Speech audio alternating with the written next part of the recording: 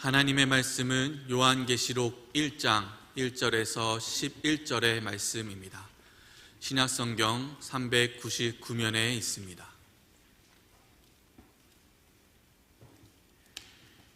요한계시록 1장 1절에서 11절의 말씀입니다.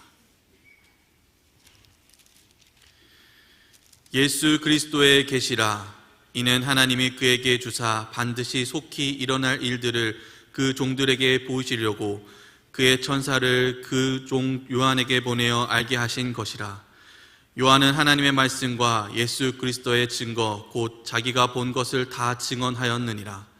이 예언의 말씀을 읽는 자와 듣는 자와 그 가운데 기록한 것을 지키는 자는 복이 있나니 때가 가까움이라. 요한은 아시아에 있는 7 교회에 편지하노니 이제도 계시고 전에도 계셨고 장차 오실 이이며 그의 보좌 앞에 있는 7 영과 또 충성된 증인으로 죽은 자들 가운데서 먼저 나시고 땅의 임금들의 머리가 되신 예수 그리스도로 말미암아 은혜와 평강이 너희에게 있기를 원하노라. 우리를 사랑하사 그의 피로 우리 죄에서 우리를 해방하시고 그의 아버지 하나님을 위하여 우리를 나라와 제사장으로 삼으신 그에게 영광과 능력이 세세토록 있기를 원하노라. 아멘. 볼지어다 그가 구름을 타고 오시리라. 각 사람의 눈이 그를 보겠고 그를 찌른 자들도 볼 것이요 땅에 있는 모든 족속이 그로 말미암아 애곡하리니 그러하리라. 아멘. 주 하나님이 이르시되 나는 알파와 오메가라. 이제도 있고 전에도 있었고 장차 올 자요 전능한 자라 하시더라. 나 요한은 너희 형제요 예수의 환난과 나라와 참음에 동참하는 자라.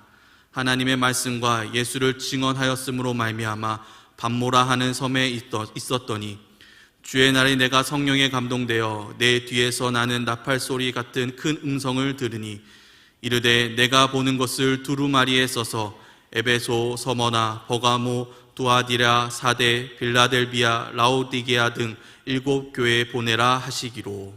아멘. 함께 하시는 하나님을 믿습니다.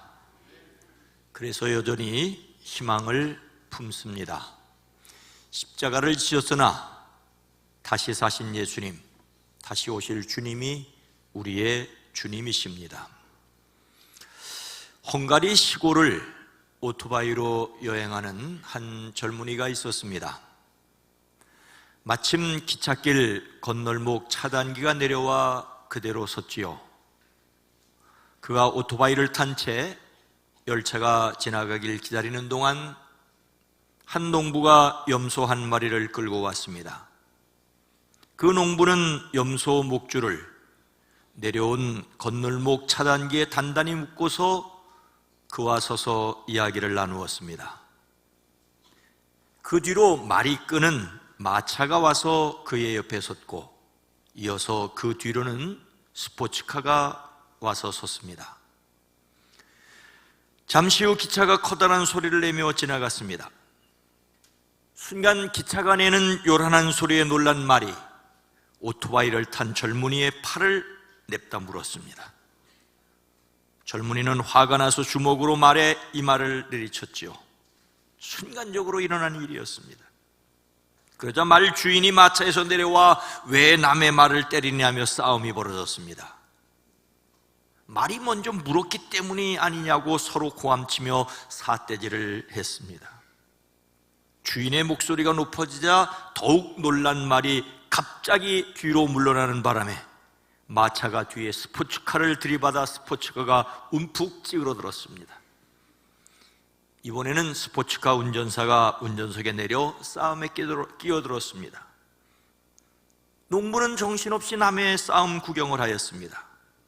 그 사이에 기차는 지나갔고 건널목 차단기가 올라가며 염소는 졸지에 교수형을 당하고 말았습니다. 요란한 기차 소리에 놀란 말이 젊은이의 팔을 물었고 화가 나서 말을 쥐어박았더니 싸움이 되고 이에 놀란 말이 뒷걸음질 치다 스포츠카를 들이받고 그 싸움에 구경하느라고 돌보지 못한 염소는 애매하게 교수형을 당하였습니다. 이 사건은 헝가리 보험사고 사상 가장 복잡한 사고였다고 합니다. 우리의 삶에는 별것 아닌 것 같은 작은 일들이 겹겹이 쌓여 엄청난 일이 되고 맙니다. 단 1분만 늦게 왔더라면 당하지 않을 일을 당하기도 합니다. 잠깐 한눈 파는 사이에 앞뒤 순서가 바뀌고 오히려 엄청난 재앙을 당하기도 합니다. 한 걸음만 늦추었으면 겪지 않을 일을 겪고, 그래서 사람들은 우연히 겹치면 필연이 된다고 합니다. 하지만 우리는 하나님의 섭리를 믿습니다. 모든 것이 맞물려 엄청난 일을 이루게 하시는 하나님, 우리는 하나님을 사랑하고 그 뜻을 믿습니다. 우리가 알거니와 하나님을 사랑하는 자 곧 그의 뜻대로 부르심을 입은 자들에게는 모든 것이 합력하여 선을 이루느니라. 우리의 머리로 헤아릴 수 없는 일, 수많은 일들이 우리의 주변에 일어난다 할지라도 하나님의 사랑하심을 믿기에 이 땅을 위한 하나님의 선하심을 기도하는 저와 여러분 모두가 되기를 주의 이름으로 축복합니다. 오늘 말씀은 성경의 마지막 책 요한계시록을 기록하는 말씀으로 예수님이 어떤 분이신지 눈여겨보아야 할 내용들이 많습니다. 요한계시록은 예수 그리스도의 계시라, 이는 하나님이 그에게 주사 반드시 속히 일어날 일들을 그의 종들에게 보이시려고 그의 천사를 그 종 요한에게 보내어 알게 하신 것이라고 시작하고 있습니다. 여기에서 계시라는 말은 덮개를 제거하여 이전에 알려지지 않은 것을 폭로하다는 말에서 유래했습니다. 계시는 모르던 것이 드러나는 것입니다. 보이지 않던 것이 나타나는 것입니다. 알지 못했던 진실이 드러나는 것입니다. 덮개로 덮여졌던 것을 벗겨버리는 것입니다.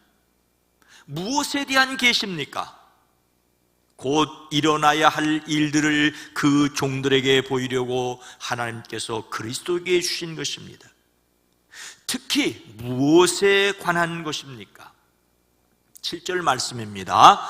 볼지어다 그가 구름을 타고 오시리라. 각 사람의 눈이 그를 보겠고 그를 찌른 자들도 볼 것이며 땅에 있는 모든 족속이 그로 말미암아 애곡하리니 그러하리라. 아멘. 오늘 말씀은 예수님에 대해서 참으로 여러 가지로 표현합니다. 이제도 계시고 전에도 계시고 장차 오실이라는 말이 2번이나 반복됩니다. 충성된 증인으로 죽은 자들 가운데서 먼저 나시고 땅의 임금들의 머리가 되신 예수 그리스도라고 말씀하고 있습니다. 그의 아버지 하나님을 위하여 우리를 나라와 제사장으로 삼으신 분이라고 말씀하고 있습니다. 이런 예수님을 말씀하시는 이유가 뭘까요? 보아라, 그가 구름을 타고 오신다. 눈이 있는 사람은 다 그를 볼 것이요 그를 찌른 사람들도 볼 것이다. 땅 위의 모든 족속이 그분 때문에 가슴을 칠 것이다. 꼭 그렇게 될 것이다. 아멘. 부활하고 승천하신 예수님은 다시 오실 재림의 주님이십니다. 눈 있는 사람은 다 그분을 볼 수 있게 오십니다. 심지어 창으로 예수님을 찌른 사람들도 볼 것이라고 합니다. 그때까지 믿지 않던 땅 위의 모든 족속이 그분 때문에 가슴을 칠 것입니다. 다시 오시는 예수님은 온 세상을 공의롭게 심판하러 오시기 때문입니다. 그때에 오시는 예수님은 모든 자들에게 구원의 주님이 아닙니다. 어떤 사람들에게는 심판의 주님이 되시기도 하실 것입니다. 예수님은 심판자로 세상에 다시 오십니다. 대부분의 교회가 상징으로 예수님의 십자가를 사용하죠. 하지만 고난을 더 강조하는 교회가 있습니다. 예수님께서 여전히 십자가에 달려 계신 고상을 사용하는 가톨릭 교회가 있지요. 성당 내부에는 통상 정중앙 또는 주목할 수 있는 공간에 십자고상을 반드시 모셔야 합니다. 십자고상을 모시기 전까지는 성당이 아니라고까지 표현을 합니다. 예수님의 고난을 묵상하며 기도하는 것이 전통입니다. 그런가 하면 예수님 부활을 강조하는 교회가 있습니다. 십자가이긴 한데 예수님이 달려있지 않는 십자가는 부활을 상징합니다. 대부분의 개신교는 고난보다는 부활을 강조하는 편입니다. 그래서 좀 더 활기차고 기쁨과 능력을 강조합니다. 그러나 십자가 없는 예수님의 부활도 부활 없는 예수님의 십자가도 없습니다. 하지만 예수님의 재림을 강조하면 좀 이상한 교회로 여겨질 수 있습니다. 실제 대부분 이단은 재림을 지나치게 강조합니다. 이는 현실에서 도망치고 싶은 사람들에게 꽤 매력적입니다. 하나님이 사랑하여 독생자로 오신 십자가 지신 세상을 외면하는 꼴입니다. 그래서 재림을 말하면 이상하게 여겨지기도 합니다. 그러나 예수님의 십자가와 부활 그리고 재림은 예수님의 과거와 현재와 미래라고 할 수 있습니다. 그리스도인들은 예수님의 십자가를 믿음으로 이미 하나님의 자녀가 되었고 부활을 믿음으로 하나님의 자녀로 지금 살아가며 살 수 있습니다. 그리고 앞으로의 재림을 믿음으로 영원한 하나님 나라를 소망할 수 있습니다. 우리는 예수님의 십자가와 부활뿐만 아니라 재림 신앙을 가져야 합니다. 재림만 강조하여 현실에서 도피하려는 것이 아니라 영원한 미래를 바라며 힘들고 어려워도 현실을 참고 견디며 사랑할 수 있기 위해서입니다. 재림 신앙은 이 세상에서 영원한 천국을 살게 하십니다. 믿음으로 소망하며 사랑할 수 있습니다. 예수님의 십자가를 믿음으로써 하나님의 자녀됨의 확신뿐만 아니라 부활을 믿음으로써 하나님의 자녀로 살아가는 능력이 넘치시기를 주의 이름으로 축복합니다. 재림을 믿음으로 하나님의 자녀로 완전해지는 소망이 또한 저와 여러분에게 있어지기를 주의 이름으로 축복합니다. 요한계시록이 심판자로 세상에 다시 오시는 재림 예수님을 말씀하시는 이유가 뭘까요? 먼저 9절 말씀입니다. 나 요한은 너희 형제요 예수의 환난과 나라와 참음에 동참하는 자라. 하나님의 말씀과 예수를 증언함으로 말미암아 반모라 하는 섬에 있었더니. 성경에는 요한이라는 이름을 가진 여러 사람들이 있습니다. 요단강에서 세례를 베풀던 세례자 요한도 있고 예수님의 제자 사도 요한이 있습니다. 그 외에도 여러 요한이 있습니다. 오늘 말씀에서 요한은 예수님을 믿는 사람들의 형제로서 환난과 나라와 참음에 동참한 사람입니다. 동참했다는 말은 다른 사람과 함께한 참가자라는 뜻이에요. 예수님 안에서 어려움을 겪었고 그 나라를 위해 일했고 참고 견디는 일에 함께했습니다. 하나님의 말씀과 예수님을 증언하다가 반모라 하는 섬에 있었습니다. 이것은 사도 요한이 로마 황제 도미티아누스 때 에베소 지방에서 전도하다 반모라는 섬에 귀양 갔다는 이야기들과 일치합니다. 그래서 여기에서 요한은 사도 요한입니다. 세베대의 아들이자 사도 야고보의 형제입니다.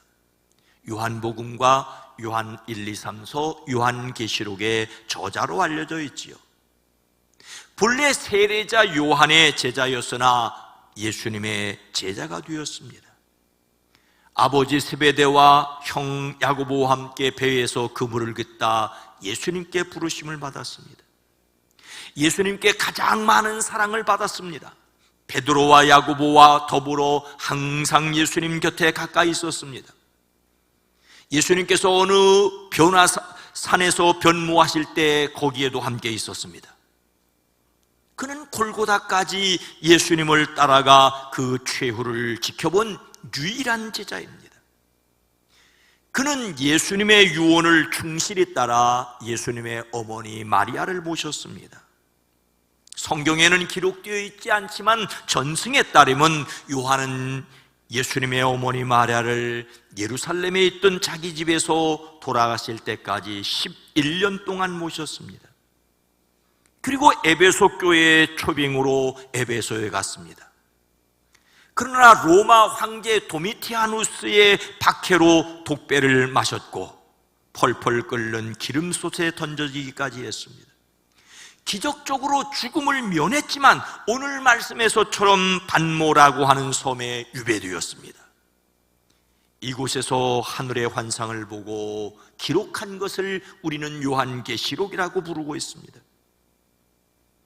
그는 자신을 예수 안에서 여러분의 형제요, 예수 안에서 환난과 그 나라와 인내의 여러분과 더불어 참여한 나 요한이라고 말하고 있습니다.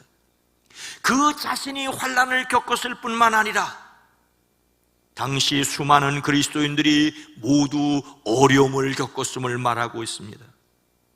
그런 어려움을 겪었던 것은 하나님의 말씀과 예수님을 증언하였기 때문입니다. 예수님은 구원의 말씀이시지만 믿지 않는 사람들에게 박해의 구실이 되었습니다. 그래서 예수님께서 다시 오실 것으로 그 백성들을 위로하십니다. 반모섬의 요한은 주님의 날에 성령님께 사로잡혀 그 뒤에서 나팔 소리처럼 울리는 큰 음성을 들었습니다. 11절 말씀입니다. 이르되 내가 보는 것을 두루마리에 써서 에베소, 서모나, 버가모, 두아디라, 사데, 빌라델피아, 라오디게아 등 7 교회에 보내라 하시기로. 반모섬의 요한은 주님의 날에 성령에 감동되어 나팔소리 같은 큰 음성을 들었습니다. 그날은 주일이었습니다.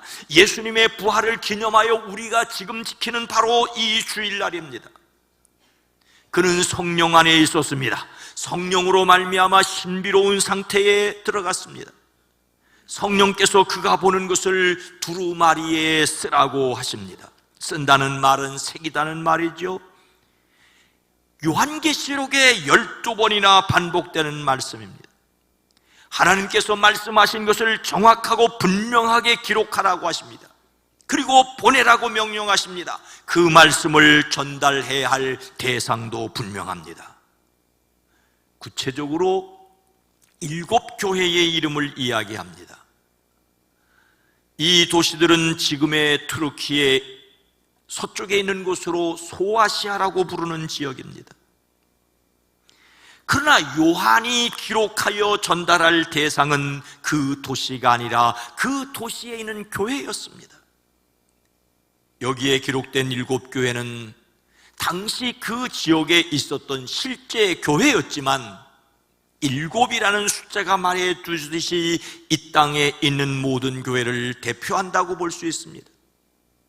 이 땅에 있는 교회는 칭찬 듣는 점이 있는가 하면 책망받고 고쳐야 할 점이 있는 현실적인 교회였습니다. 그리고 무엇보다도 세상에서 어려움을 겪고 있는 교회였습니다.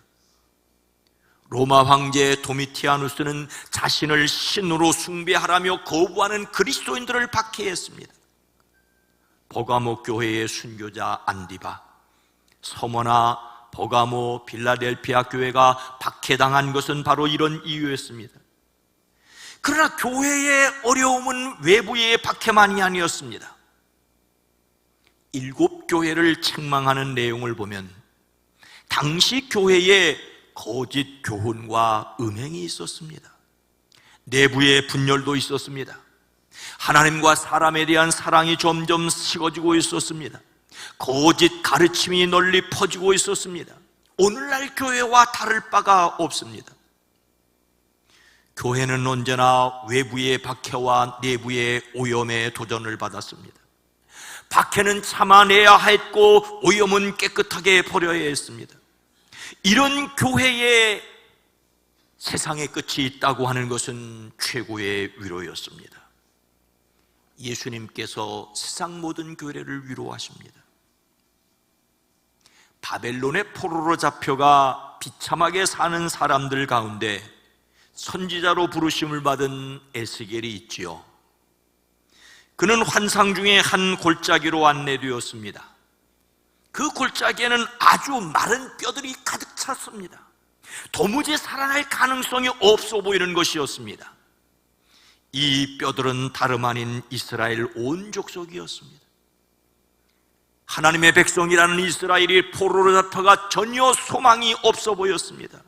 그들은 우리의 뼈가 말랐고 우리의 희망도 사라졌으니 우리는 망했다라며 탄식했습니다.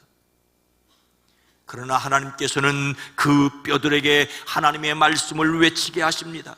그러자 뼈들 위에 힘줄이 뻗쳤고 살이 오르고 살 위에 살갗이 덮였습니다.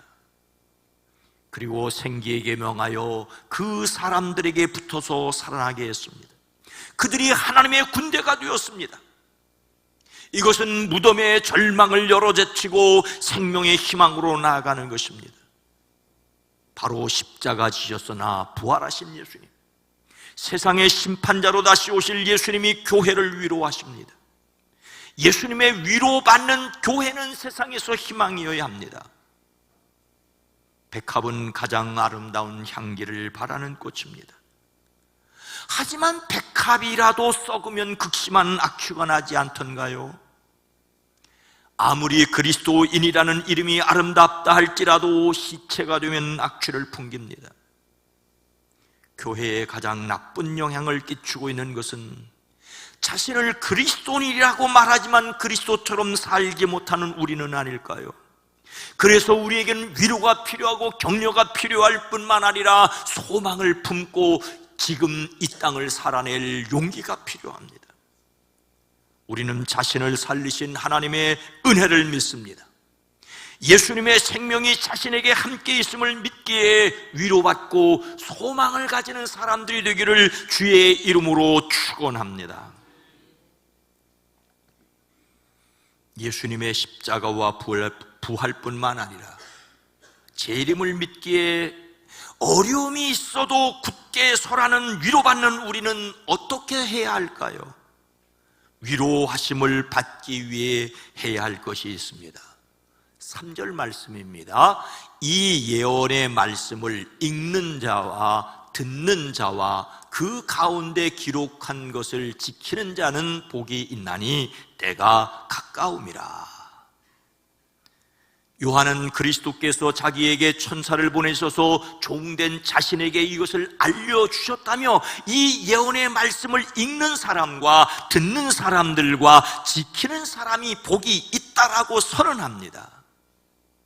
그런데 헬라어 성경 본문은 복이 있다라는 말이 가장 앞서 나옵니다. 복이 있다는 것을 강조하기 위해서 사실은 요한계시록 전체가 쓰여졌고, 그래서 요한계시록 전체가 환난당하는 사람들에게 위로라는 말씀을 드리는 것입니다. 이 복은 최고의 행복을 가리킵니다. 요한을 통하여 하신 말씀 내용에는 경고도 있고 책망도 있지만 궁극적으로 최고로 행복해지도록 주시는 말씀입니다. 예수님께서 다시 오실 것을 믿음으로 사는 사람들이 행복한 사람입니다. 그런데 이 믿음을 가진 사람들이 해야 할 일이 있습니다. 그것은 첫째로 말씀을 읽는 것입니다. 여기서 읽는다는 말은 혼자 독서하는 것을 가리키는 것이 아닙니다. 사람들 앞에서 성경을 낭독하는 것을 가리킵니다. 요한의 증거는 기본적으로 공중 예배 때 낭독하도록 기록되었습니다. 성경을 예배 시간에 낭독하는 것은 유대인들의 회당 예배 관습에서 비롯됐습니다. 당시에는 기록된 책이 많지 않았고 능숙하게 글 읽는 사람도 그다지 흔하지 않았습니다. 그래서 능숙하게 읽는 사람은 교회에서 존경을 받았고 회중 앞에서 성경 낭독하던 사람은 교회의 주요 직책을 받았습니다. 오늘날 말씀을 선포하는 설교자나 가르치는 교사에 해당한다고 볼 수가 있습니다. 지난 한 해 동안도 속회에서 교회 학교 교사로서 말씀을 섬겨 수고한 여러분 모두를 축복합니다. 여러분에게 복이 있음을 확신하시기를 바랍니다. 둘째로 말씀을 듣는 사람입니다. 한 사람이 말씀을 읽으면 여러 사람들이 그 말씀을 들었습니다. 말씀 듣는 사람은 예배 참석자들이었고 당시 예배 참석은 목숨 걸어야 할 일이었습니다. 그래서 모이기를 피하는 어떤 사람들의 습관과 하지 말고 오직 고온하여 그날의 가까움을 볼수록 더욱 그리하자라고 말씀하고 있습니다. 이래서 바쁘고 저래서 분주하고 우리를 분주하게 만드는 세상이지만 주일 예배와 각종 모임에 참여한 여러분 모두를 축복합니다. 여러분에게 복이 있다고 말씀하십니다. 근데 말씀을 전하는 사람이나 듣는 사람들이 함께 해야 할 일이 있습니다. 셋째로 말씀을 지키는 것입니다. 이것은 말씀 읽는 것이나 듣는 것보다 더 중요합니다. 말씀을 읽고 듣는 목적은 바로 지키려는 것입니다. 지킨다는 말은 조심스럽게 시중 듣는다는 뜻에서 유래됐습니다. 사람이 전하고 사람들이 듣는 하나님의 말씀은 어떻게 전하고 어떻게 받아들이든 변하지 않는 가치가 있다고 할 수 있습니다. 그러나 그 말씀을 말만 하고 정작 자신이 지키지 않는다면 그 가치를 스스로 훼손하는 것입니다. 말씀을 듣고도 그대로 살려 하지 않는다면 역시 말씀의 권위를 인정하지 않는 것입니다. 우리는 하나님의 말씀을 읽고 듣고 지켜야 합니다. 교회와 말씀은 뗄 수 없는 관계에 있습니다. 그래서 교회를 말씀 공동체로까지 합니다. 이스라엘 백성들은 하나님의 말씀을 들었습니다. 출애굽하던 이스라엘은 시내산에서 하나님의 말씀을 듣고 순종하기로 약속했습니다. 그래서 그들을 가리켜 언약 백성이라고 합니다. 이러한 사실은 신약의 언약 백성인 교회도 마찬가지입니다. 예수님께서는 베드로에게 너는 베드로라 내가 이 반석 위에 내 교회를 세우리라고 말씀하십니다. 이 교회는 베드로처럼 예수님을 그리스도라고 살아계신 하나님의 아들이라고 고백하는 사람들입니다. 그런 교회에 예수님은 내가 너희에게 분부한 모든 것을 가르쳐 지키게 하라고 하십니다. 그래서 교회가 무엇인지 아는 사람은 교회가 말씀을 기초로 한 공동체라는 것을 모르지 않습니다. 그런데 문제는 그 말씀을 몸으로 살지 못한다는 것입니다. 귀로 듣고 머리로 생각하는데 머무르는 경우들이 너무 많습니다. 우리의 신앙은 성경이 기록하고 전하여 준 말씀에 기초해야 합니다. 이 말씀을 떠나면 죽은 교회가 됩니다. 예수님께서는 교회의 머리가 되셔서 말씀으로 통치하십니다. 예수님은 교회를 만드신 주인이실 뿐만 아니라 말씀으로 다스리시는 분이십니다. 진짜 교회 되기 위하여 말씀을 듣고 따라야 합니다. 교회 주인이 누구냐고 물으면 이단 교주가 아니고서야 감히 나라고 말할 사람이 있겠습니까? 그러나 정말로 이 교회 주인이 누구냐고 물으면 망설일 사람들이 있을 수 있습니다. 세상에는 주인 노릇하려는 사람들이 많습니다. 그러나 교회는 모두 종이 되어야 합니다. 정말로 예수님이 주인이 되셔야 합니다. 다시 말씀에서 하나님의 뜻을 듣는 사람들이 되기를 소망합니다. 다시 말씀으로 돌아가는 저와 여러분 모두가 되어지기를 주의 이름으로 축복합니다. 사랑하는 성도 여러분, 요한에게 말씀하시는 분은 그에게 기록하라고 말씀하십니다. 그가 기록한 것은 그가 이미 본 것과 지금 일어나고 있는 것과 앞으로 일어날 일들이었습니다. 역사의 과거와 현재와 미래입니다. 이미 일어난 일을 포함하여 앞으로 일어날 일의 주인이 예수님이시라는 것입니다. 예수님은 자신을 알파와 오메가라고 하십니다. 과거 이전과 미래 이후의 모든 시간은 주님이 주인이십니다. 특히 미래에 관하여 우리는 자신과 교회 그리고 역사 희망이 예수님께 있음을 고백합니다. 예수님이 시간의 주인이라는 말은 역사의 주인이 예수님이시라는 고백입니다. 아무리 절망스러운 순간이 있어도 희망을 노래에 부를 수 있는 것은 주님이 여전히 우리와 함께 계시고 그 주님이 다시 오셔서 우리를 평가하실 것이기 때문입니다. 한때 많은 사람이 부르던 복음성가가 있습니다. 우리에게 소원이 하나 있네. 주님 다시 오실 그날까지 우리 가슴에 새긴 주의 십자가 사랑, 나의 교회를 사랑케 하네. 주의 교회를 향한 우리 마음, 희생과 포기와 가난과 고난, 하물며 죽음조차 우리를 막을 수 없네. 우리 교회는 이 땅의 희망. 교회를 교회되게, 예배를 예배되게 우리를 사용하소서. 진정한 부흥의 날 오늘 이르도록 우리를 사용하소서. 성령 안에서 예배하리라. 자유의 마음으로 사랑으로 사역하리라. 교회는 생명이니 교회를 교회되게, 예배를 예배되게 우리를 사용하소서. 진정한 부흥의 날 오늘 임하도록 우리를 사용하소서. 복음성가는 유행을 탈 수 있지만 이 가사의 내용은 결코 유행처럼 사라질 것이 아닙니다.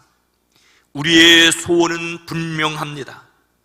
오직 예수님께 소망을 둔 사람들의 생명 공동체로 교회되기를 주의 이름으로 축원합니다. 그래서 예배하는 사람, 그래서 우리 자신이 교회임을 자각하고 영원한 소망을 가졌기에 오늘 이 땅에서 사랑하는 사람들이 되어지기를 주의 이름으로 축원합니다. 거룩하신 하나님, 자비로우신 주님, 이미 주님께서 이루신 십자가의 그 놀라운 은혜를 믿기에, 다시 오실 주님을 소망하기에 오늘 이 땅에서 사랑으로 살아내는 믿음의 사람들 되어지게 하옵소서. 그리스도이신 예수님의 이름으로 간절히 기도드리옵나이다. 아멘.